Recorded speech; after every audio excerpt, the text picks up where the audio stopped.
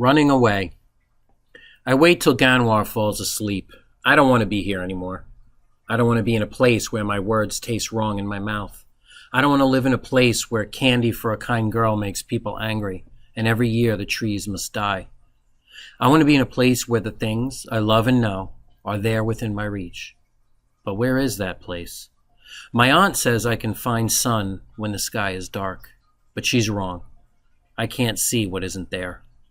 I check the jar where I keep my pay from Lou. I have a handful of green papers and 4 silver washing machine coins. With such riches, I can run far away to places I've seen on the TV machine, although it will mean a lot of walking. Maybe I can go to Washington to the president's house and ask him to find Mama. I know 2 buses, the bus to the grocery store and the mall, and the one to Lou's farm. I will take the bus that comes to the bus stop first, and then at last I will be on my way. I would like to leave a note so that my aunt and Ganwar and Hannah won't worry about me. But I don't know yet how to write many words. Ganwar snores softly. I leave half the green papers on the sofa. I write my name on a scrap of paper. I make a heart shape like the one I gave Hannah. I get my jacket, and I go. Bus. The evening air is cool and damp.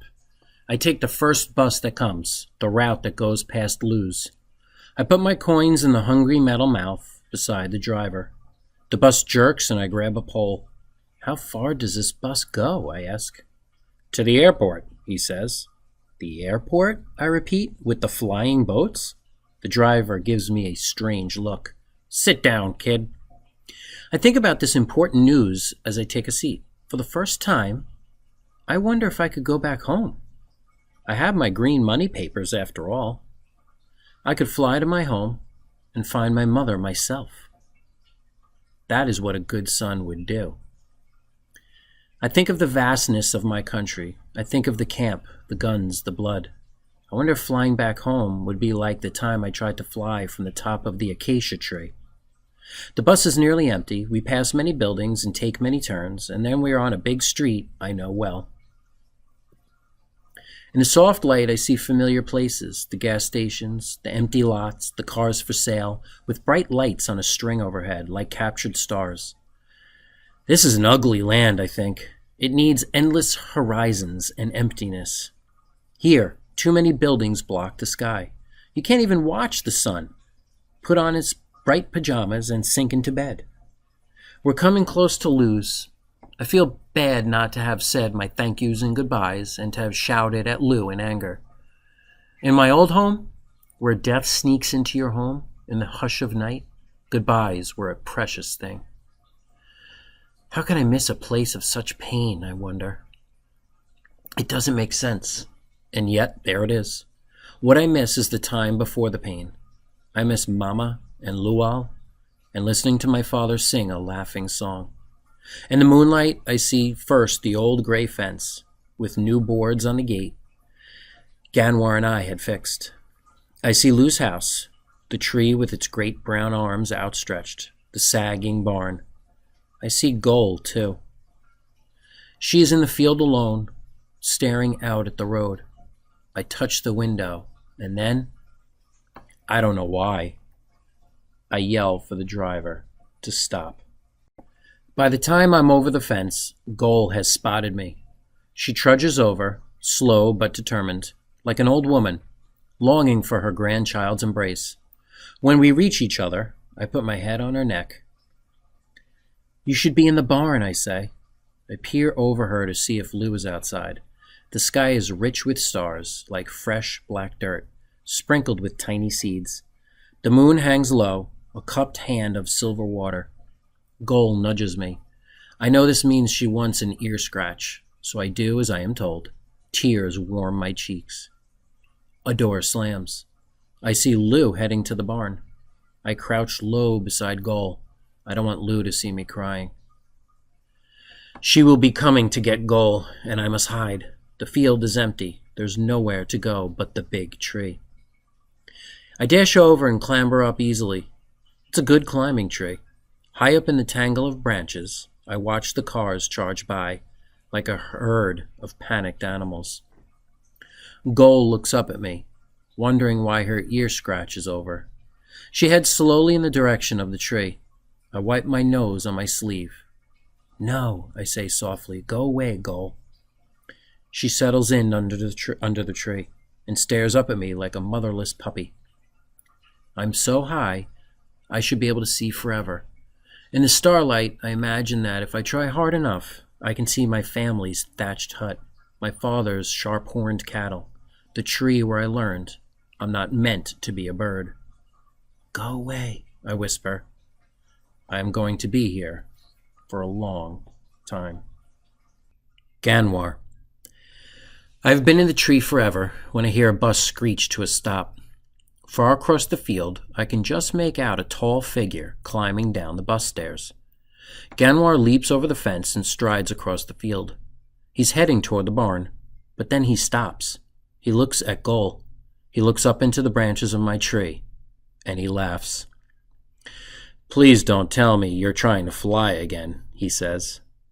How did you find me here? I ask in a loud whisper. I woke up when you shut the door. I watched from the window when you got on the bus, and I took the next one. Why? I demand. Ganwar shrugs. Don't know exactly, but it was worth it just to see you stuck up there.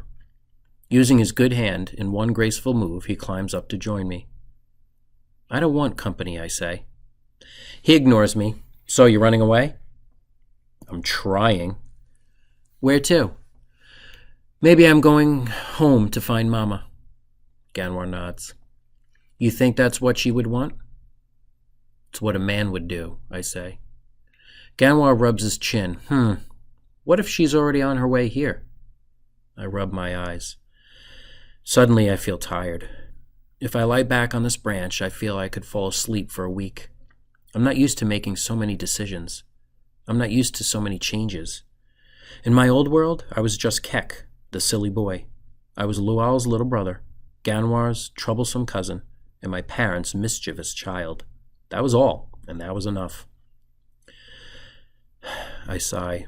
There are too many hard things, I say softly. I can barely hear my own words. It isn't fair. I want everything I lost. Ganwar rubs the place where his hand should be. I look away. I don't want to think about what he has lost. Maybe I'll come with you, Ganwar says.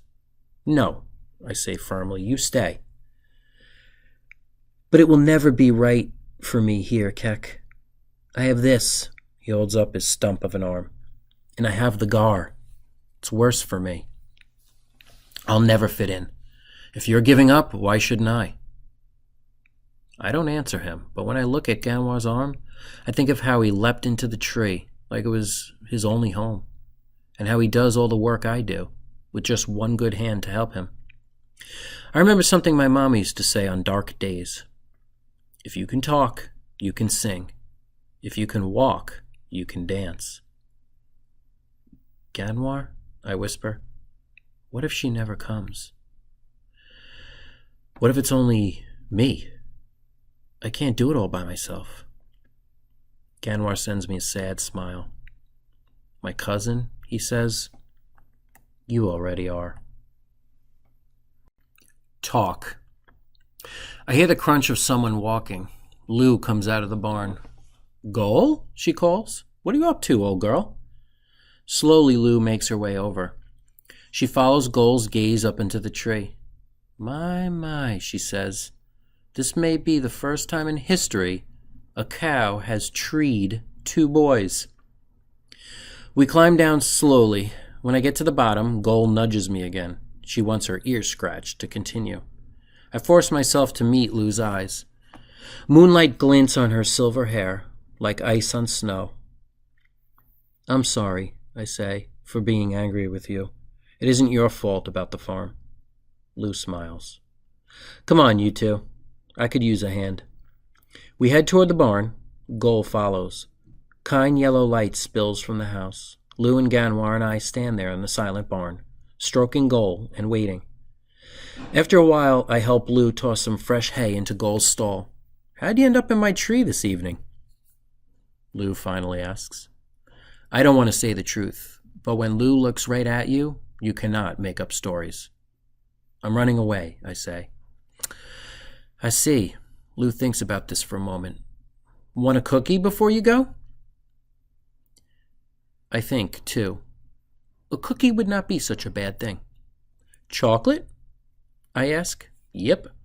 I follow Lou and Ganwar into the house. It might be a long time before I see chocolate again. Changes. I take a handful of cookies to show my gratitude.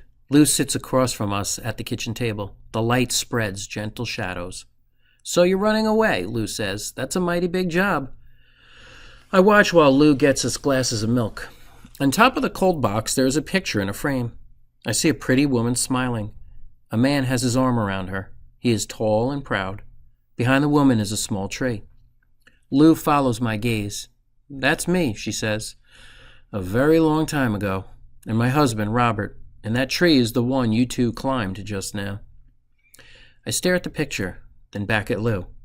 If I try very hard and think, once upon a time, I think maybe I can find that young woman in her face.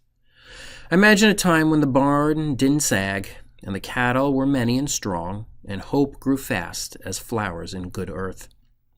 I imagine Lou saying goodbye soon to this place that has been her home for so long, to live in a world with no snow and no cows.